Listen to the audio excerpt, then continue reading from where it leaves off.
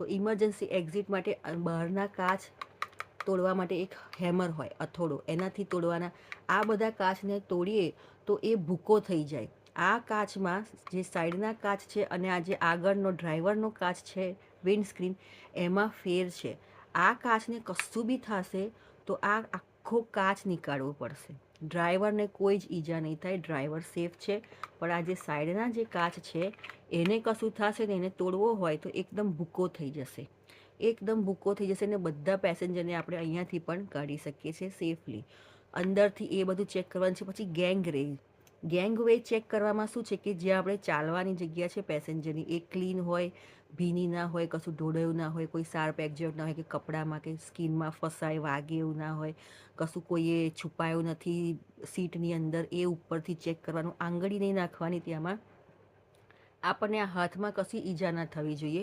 પેનથી બધું ચેક કરવાનું, કોઈ છુપાયું નથી ને, કોઈ સસ્પેક્ટેડ એક્ટિવિટી છે નહીં ને એમાં. અને બધી જ સીટની નીચે જોવાનું, ઉપર જોવાનું, બધા પેનલ સાઈડમાં આર્ચ જોવાના, ખાંચા ખૂંચી, કમ્પાર્ટમેન્ટ, બેગો મૂકવાની જે જગ્યા છે એ પણ જોવાની. એ બધું ચેક થાય. એ ચેક કર્યા પછી તમારે એ જોવાનું કે હવે ટ્રાવેલ કરવા માટે ઇનફ ફ્યુઅલ છે. ડેશબોર્ડમાં જોઈ લેવાનું કે ઇનફ ફ્યુઅલ છે, એર પ્રેશર કમ્પ્રેસર બરાબર છે. તો એર પંપ, બ્રેક પંપ કરીને બધી એર કાઢી નાખવાની. પછી એન્જિન બંધ કરવાનું, ચાલુ કરવાનું, એને ફરીથી એર કમ્પ્રેશન ઉપર આવીને ફરીથી એર ફિલઅપ કરે બ્રેક સિસ્ટમ માટે એન્જિનમાં, એ ચેક કરવાનું. અને પછી રેડી ટુ ડ્રાઈવ.